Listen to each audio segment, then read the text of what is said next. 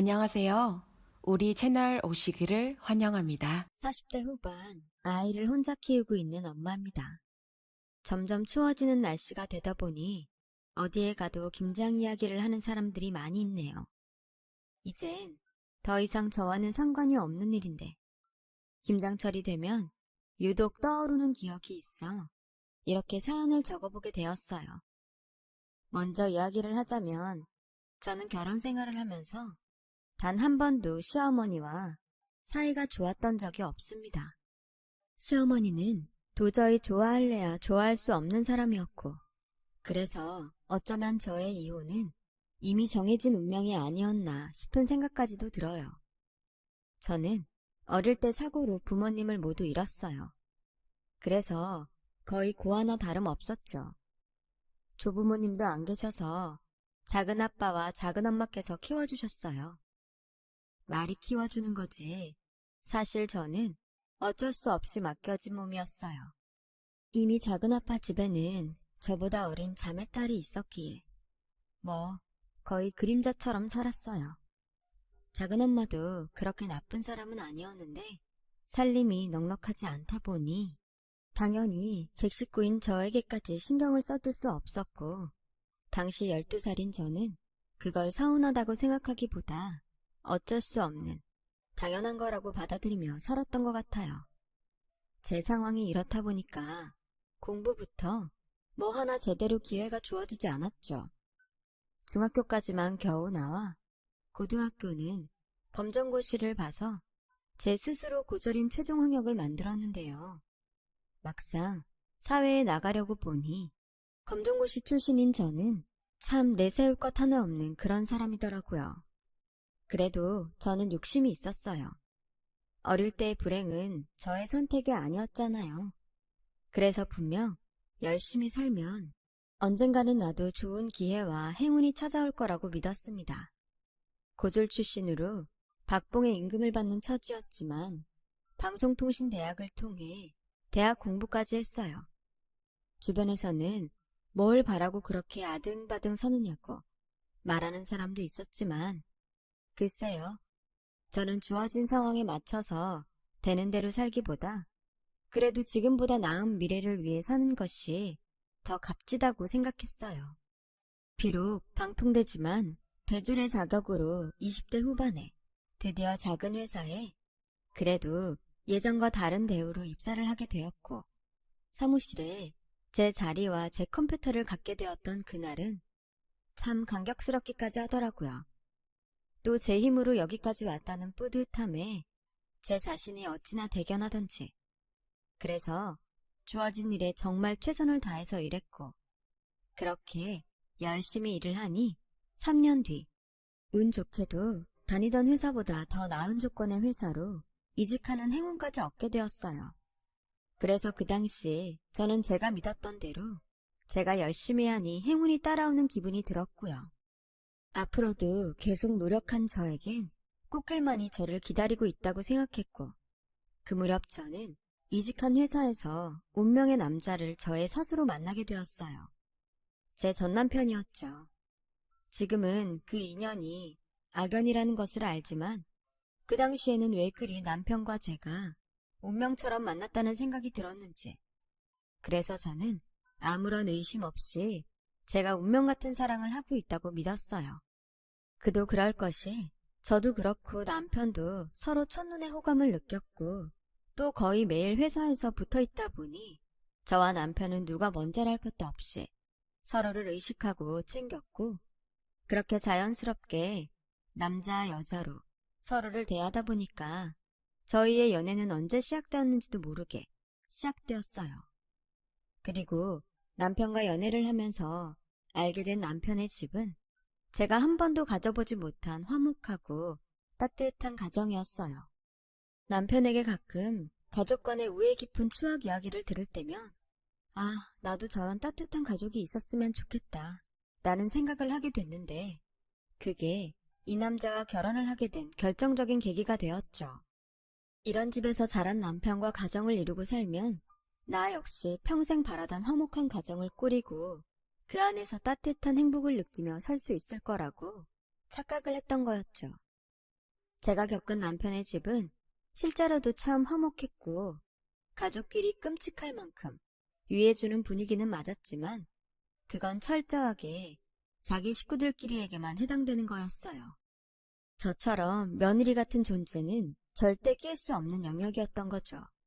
하지만 결혼 전 아무것도 모르는 저는 이직 후 2년 뒤 남편과 행복한 꿈을 부풀어 결혼을 했습니다. 친정 부모님이 계시지 않아 시댁에서 약간의 반대는 있었지만 한 달이 조금 지나지 않아 시댁에서는 결혼을 허락해 주셨어요.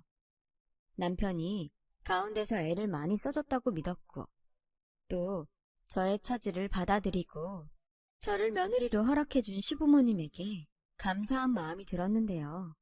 그래서인지 지금 생각하면 정말 말도 안 되는 당시 시어머니의 결혼 조건에 흔쾌히 좋다고 덜컥 약속을 해버렸어요. 그 말도 안 되는 시어머니의 조건은 주말이나 연휴 같은 쉬는 날이면 시댁으로 넘어와서 가족과 함께 시간을 보내야 한다는 것이었는데 단순했던 저는 화목한 가정이라 함께 시간을 보내고 싶어서 그런가 보다 생각했고 그와 동시에 이제 나도 식구들과 주말이면 함께 시간을 보내고 추억을 만들 수 있게 되었다 라는 꿈에 부푼 기대를 하게 되었어요. 이 말도 안 되는 조건 때문에 저는 혼자 소가리를 해야 했지만요.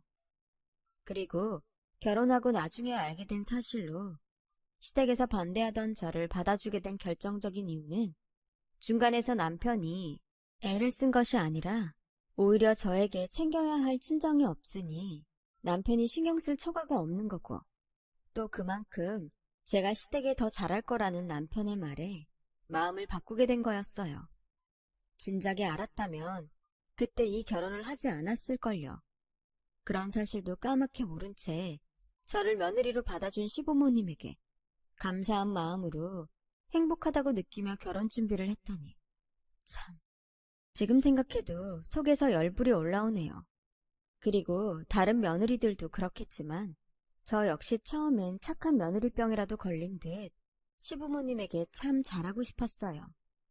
매일 아침 저녁으로 안부 전화는 물론이고 시어머니의 조건대로 주말이면 당연히 시댁에 가서 하룻밤 자고 또 시댁에 있을 동안은 누가 시키지도 않았는데 그렇게 제 스스로 일을 찾아다니며 노력을 했죠. 오로지 남편의 가족에게 인정받고 예쁨받고 싶다는 이유 하나로요. 하지만 호의가 계속되면 호구가 된다고 하던가요? 시어머니는 제가 와서 일하는 것을 당연하게 생각하더라고요. 금요일이 다가오면 시어머니는 당연하게 저에게 전화를 해서 예, 주말 동안 먹을 장 봐와야 한다. 이번엔 소고기 좀 구워 먹자. 네 시아버지가 요즘 도통 입맛이 없으시단다. 라며 통보하듯 심부름을 시켰고 그에 따른 심부름값은 당연하게 주지 않았어요. 뭐 처음이야. 자식된 도리상 그럴 수 있다고 생각해서 따로 계산은 하지 않았지만 주말마다 이런 식의 심부름이 계속되니 6개월이 지나고 저도 살림을 하는 입장이라 계산을 하지 않을 수가 없더라고요. 그리고 주말을 그렇게 시댁에서 보내고 집에 돌아오면 주중에 먹을 장을 다시 봐야 하고 그렇다고 시어머니가 따로 먹을 것을 싸주지도 않으니 슬슬 부담이 되기 시작하는 거예요. 하지만 먹는 것 가지고 돈 이야기를 한다는 게 어쩐지 내키지 않았어요. 혼자만 가슴앓이를 하고 있었죠. 그러다 제가 길에서 넘어져 왼쪽 발목에 골절상을 입어 그 주말은 시댁에 갈 수 없는 일이 생기자 저의 사정을 모두 알고도 시어머니는 저를 당황하게 했어요. 너 발목이 그래서 이번 주는 못 오겠구나. 네, 죄송해요. 아니다. 일부러 다친 것도 아닌데 어쩔 수 없지 뭐. 그럼 이번 주말에 먹을 장은 찬우한테 시켜서 가져오라고 해라. 이번 주엔 모처럼 네 신우 좋아하는 꽃게탕을 한번 끓여보려고. 내가 이따가 필요한 건 목록 보내줄 테니 넌 찬우한테 전달해서 우리 집으로 가져오라고 해. 그리고 다친 건 너니까 우리 찬우는 집에서 저녁 먹여서 느지막하게 보내마. 집에 마누라가 아파서 아무것도 못 해주는데 애가 얼마나 불편하겠니? 저는 시어머니의 말을 듣고도 믿을 수가 없었어요. 생판 남이어도 저런 식으로 말할 수 없잖아요. 그때부터 저는 착한 며느리 노릇을 그만하기로 했어요. 6개월밖에 되지 않았지만 주말 동안 함께한 시댁 식구들은 어쩐지 저를 가족으로 받아주는 것도 아닌 것 같았고 그저 당신들 필요할 때 써먹으려고 하는 것 같다는 느낌을 저는 이미 느끼고 있었거든요.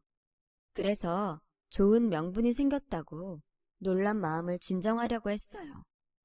그런데 남자들이 원래 결혼을 하면 달라진다고 제가 시댁 식구들에게 태도를 바꾸니 가장 먼저 기분 나빠하는 사람이 남편이더라고요. 자기, 이제 발목도 나았고 이번 주부터는 다시 집에 가서 식구들이랑 있다 오자. 아니, 난 이제 무슨 특별한 날 아니면 당신 집에 가고 싶지 않은데. 뭐? 자기 결혼 전에 우리 엄마랑 약속한 거 잊었어? 아니, 기억해. 그런데 이런 말까지는 안 하려고 했는데 당신 집에 주말 동안 먹을 장을 보는 것도 그렇고 당신 식구들이 솔직히 나한테 함부로 하는 것도 이젠 못 참겠어. 에이, 가족이니까 편해서 그런 거지. 그리고 주말에 먹을 거 사들고 가면 우리 엄마가 좋아하잖아. 좋으시겠지. 돈 하나 안 들고 매번 드시고 싶은 거 드시는데. 뭔 또 말을 그렇게 하냐. 그깟 장 보는 돈 얼마나 한다고. 매번 계산할 때 자기도 봐서 알잖아. 2, 30만 원 훌쩍 가는 거. 그것도 한 달이면 돈 백은 돼. 아무튼 난 이제 불편해서 싫어. 가고 싶으면 자기만 가서 있다가 와. 그리고 어머님이 장 봐오라고 시키면 그것도 자기 용돈에서 알아서 해결해. 뭐? 내 용돈으로 장을 보라고? 싫어. 나 쓸 것도 없는데. 그니까 우리 쓸 것도 없는데 매번 장을 보는 건 부담스럽다고. 주말이면 매번 특별하게 드시고 싶다 하시고 또 뭐가 떨어졌다. 무슨 광고를 봤는데 좋아 보인다. 이러시면서 더 사오게 만드시잖아. 그야 우리 엄마가 자기를 딸처럼 생각하니까 편하게 말한 거지. 딸? 호구 아니고 막말로 진짜 딸은 뭐 휴지 하나 사오기는 해? 자기 정말 정없이 계속 그렇게 말할 거야? 이러면 나도 기분 나쁘다. 원래 우리 결혼 내키지 않으셨는데 자기 받아주신 분들이잖아. 그럼 자기가 더 잘해야 하는 거 아니야? 다른 사람들 보니까 며느리가 먼저 알아서 다 하던데. 저는 이런 식으로 말하는 남편에게 결혼하고 처음으로 실망을 했어요. 대화를 하면 할수록 제가 더 부족하다고, 더 잘해야 한다고 하는 것 같았어요. 그래서 신혼인데도 저희 부부는 시댁에 가니 많이 돈을 가지고 이러니 저러니 하면서 싸웠고, 제가 돈도 쓰지 않고 가지도 않겠다고 하니 남편은 어쩔 수 없이 자기 카드로 주말이면 시어머니 심부름 목록을 사들고 집에 다녀왔는데요. 그 다음 달에 나온 카드 명세서에 많이 놀란 듯 이렇게 말했어요. 이번 달 카드값이 왜 이래? 이게 정말 주말에 장 본 것 때문에 이렇다고? 내가 뭐라고 했어. 그래도 자기는 자기 집에 줄 것만 사잖아. 나는 거기에 우리 먹을 것까지 더 사는데 이제 내가 왜 부담스럽다고 하는지 알겠어? 나도 기분 좋게 사드리고 싶지만 매주마다 그렇게 사드릴 순 없다고. 게다가 고마워하지도 않으시잖아. 당연하게 생각하시지. 그 후 남편은 제가 뭐라고 하지 않아도 알아서 자기 집에 가는 횟수를 줄였어요. 하지만 시어머니는 저희 부부가 오지 않더라도 장은 봐서 매주 갖다 놓기를 바라셨고, 저는 경제적으로 부담이 돼서 어렵다고 말씀을 드렸는데 각오는 했지만 정말 큰 소리로 화를 내시더라고요. 너 정말 배은망덕하다. 내가 너 마음에 안 드는 거 그 조건 하나 걸고 받아줬는데 이젠 결혼했다고 모른 척 하겠다는 거냐? 그것도 내가 많이 봐줘서 네가 오지 않더라도 장만 좀 봐서 갖다 달라고 하는 건데. 뭐? 그깟 돈 얼마나 한다고? 내가 무릎이 아파서 나갈 수가 없어서 그런 건데? 네가 이렇게 정없이 구니까 내가 너한테 잘 해주려고 해도 잘해줄 수가 없는 거야. 아무리 고아로 컸어도 그렇지? 가족한테 쓰는 것까지 이렇게 이기적으로 계산을 해? 내 아들이 아깝고 불쌍하다. 시어머니는 제가 뭐라고 받아칠 새도 없이 전화를 끊으셨어요. 마음 같아서는 전화를 다시 걸어 말씀 함부로 하지 마시고 아드님에게 똑같이 말씀하시라고 말하고 싶었는데 거기까지 가면 아직 새댁인데 제가 너무 버릇없이 구는 것 같아서 핸드폰을 내려놓았어요. 좋게 좋게 해결이 된 건 아니었지만 그 일이 있고부터는 주말이면 찾아오던 스트레스에서 해방될 수 있었죠. 그제야 신혼다운 신혼생활을 할 수 있게 되었는데요. 마음이 편해져서인지 기다리던 아이 소식이 저희 부부에게 찾아왔어요. 저는 내심 이제 손주도 생겼으니 시어머니도 예전처럼 저를 함부로 하지 않으실 거란 기대도 있었고, 그동안은 가족이라도 어쩐지 시댁에 가면 제 자신이 헛도는 느낌이 들었지만 이젠 아이도 있으니 저도 진짜 가족 같은 기분을 느낄 수 있을 거라는 또 한 번의 착각을 했어요. 너 남들 다 하는 임신했다고 유세 떨 생각은 애당초 하지도 마라. 난 우리 애들 임신했을 때도 김장 100포기씩 하고 이불 빨래도 다 직접 밟아 빨았어. 그러니까 내기에 너 임신했다고 우리 아들 부려먹을 생각 하지도 마. 알겠지? 어머니, 저 여태 임신했다고 뭐 바란 적 없는데요. 무슨 뜻에서 그렇게 말씀하시는지는 알겠는데요. 그렇게 말씀하시니 저도 기분은 나쁘네요.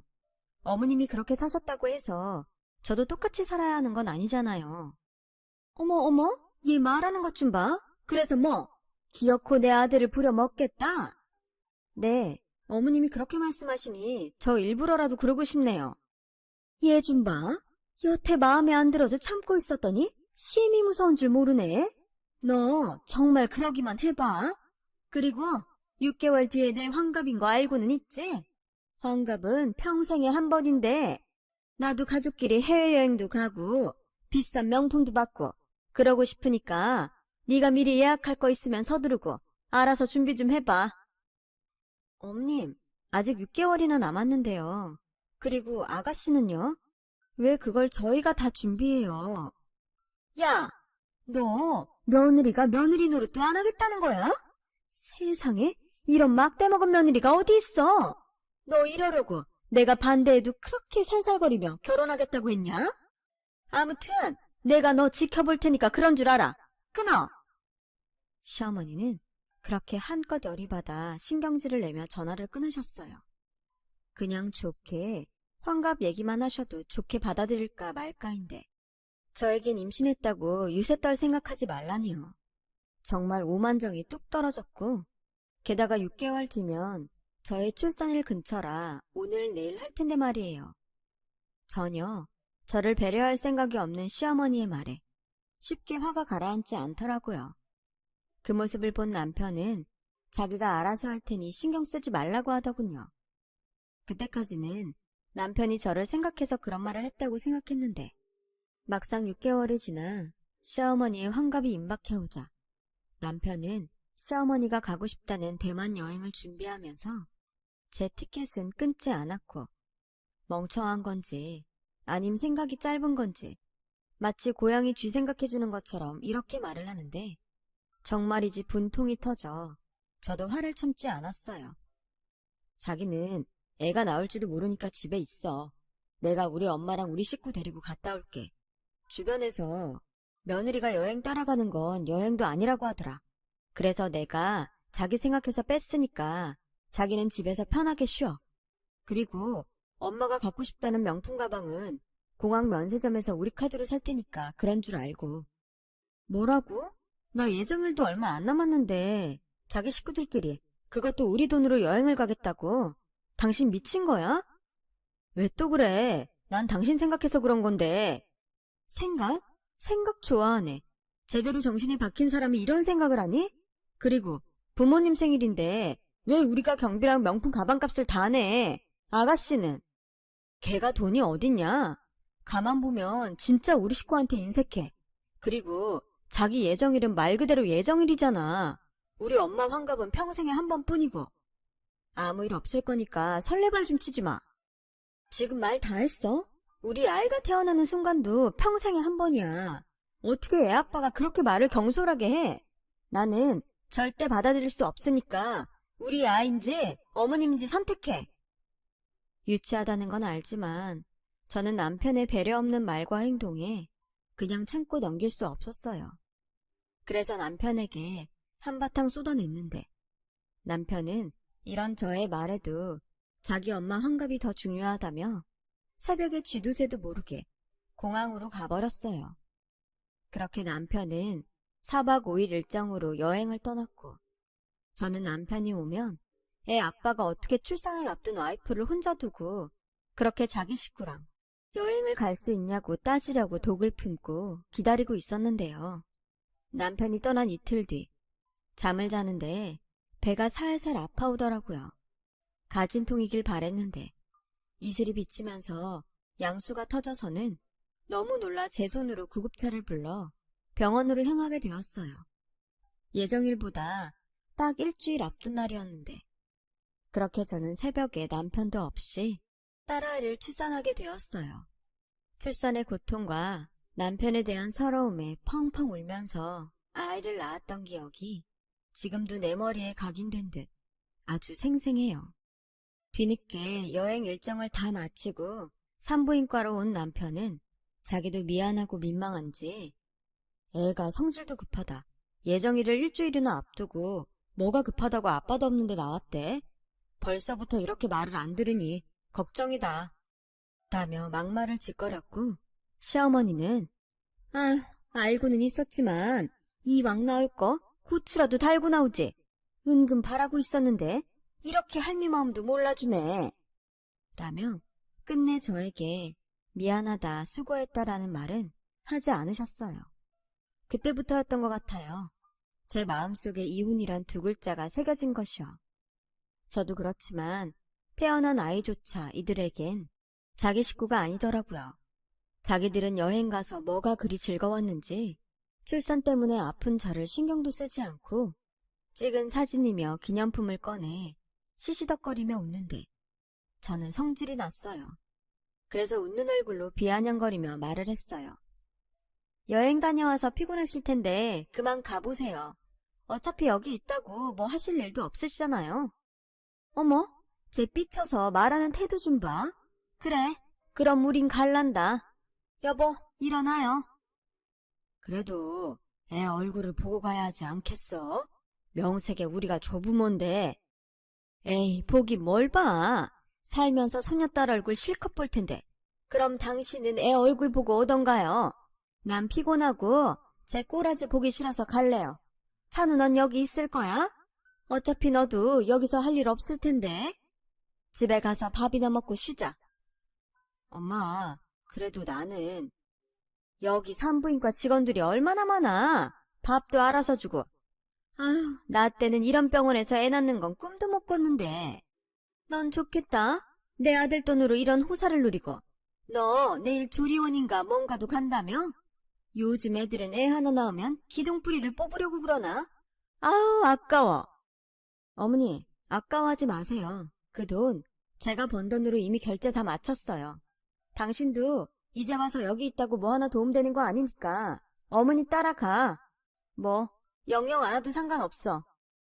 저는 시어머니의 태도에 화가 나서 계속 말을 비꼬아서 했고, 시어머니의 얼굴은 열이 받았는지 점점 빨갛게 변했는데, 그때 나름 눈치 빠른 남편이 이대로 있다가는 고부간의 싸움이 벌어질 것 같으니 얼른 자기는 내일 다시 오겠다고 자기 식구들을 모두 데리고 병실을 나갔어요. 그러자 제 마음은 또 속에서 불꽃이 튀는데 저도 저의 기분을 잘 모르겠더라고요.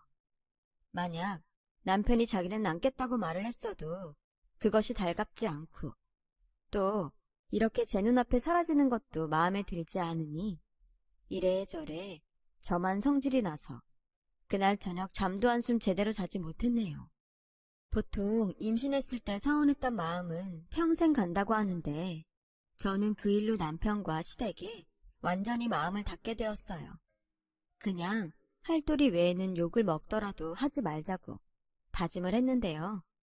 때마침 아이 때문에 어쩔 수 없이 회사를 그만둔 저에게 시어머니는 걸핏하면 당신이 어디가 아프니 병원에 가자.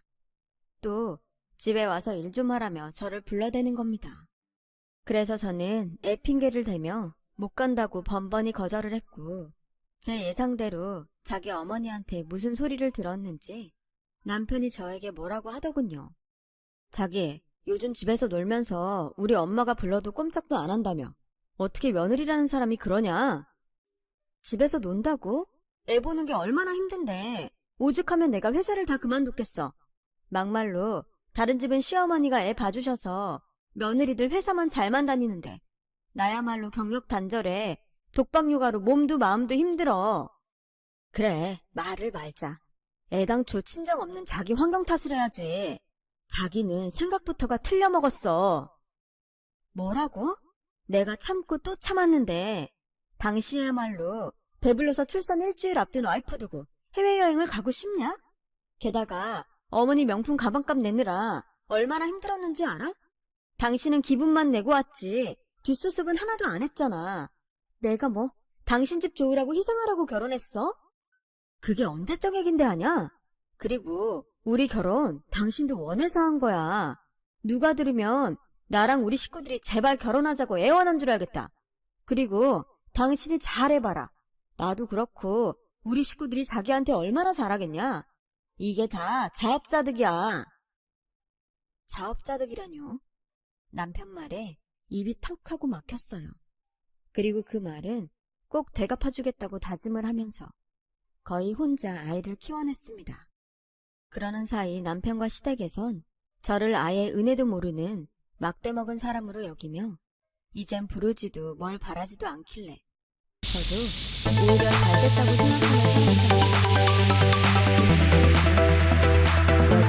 시댁에서 집안일 마찬가지 열심한 며느리들 불만이 물론이고 이런 사실을 아직도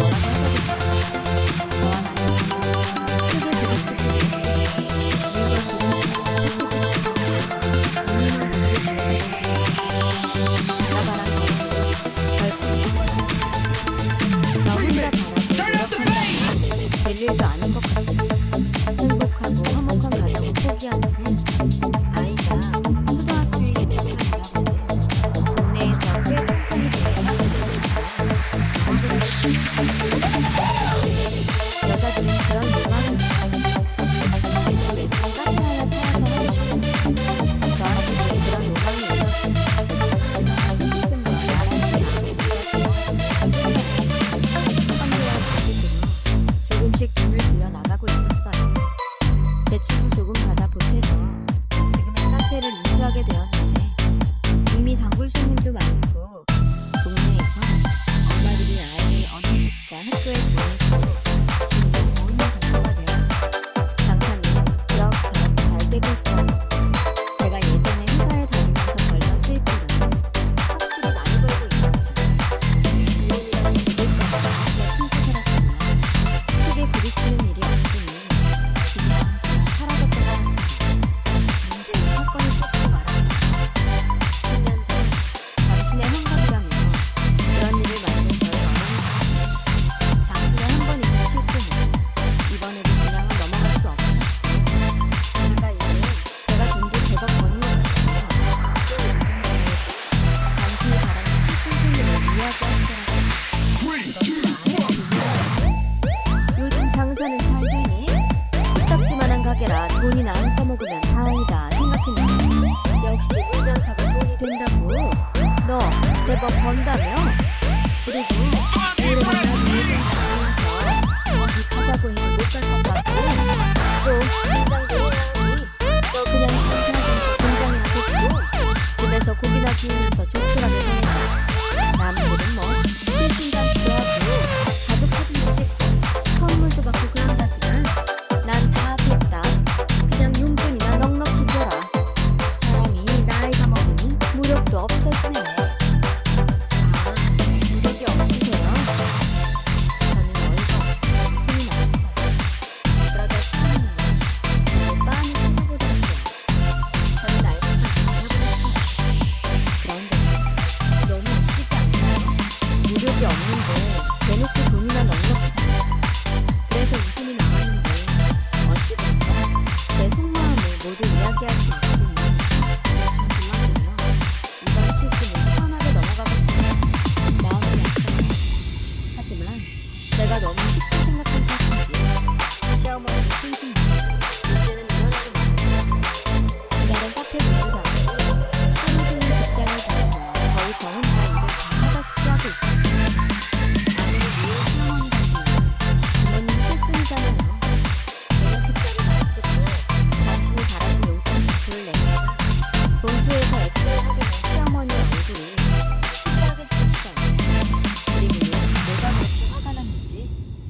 틱틱거리며 저에게 돈 봉투를 집어 던졌고 급기야 제가 하루 종일 힘들게 담근 김장김치도 모조리 싱크대에 쏟아버리는데 저는 물론이고 저희 아이와 남편 그리고 시아버지 시누이까지 모두 깜짝 놀랐죠.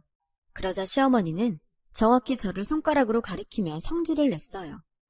야, 내가 지난번처럼 해외여행을 가자고 한 것도 아니고 비싼 명품을 사달라고 한 것도 아닌데 너 꼴랑 봉투에 500만 원 들고 왔니? 너도 참 염치가 없다. 너 지금 나 무시하는 거야? 적어도 큰 거 한 장은 넣어왔어야지.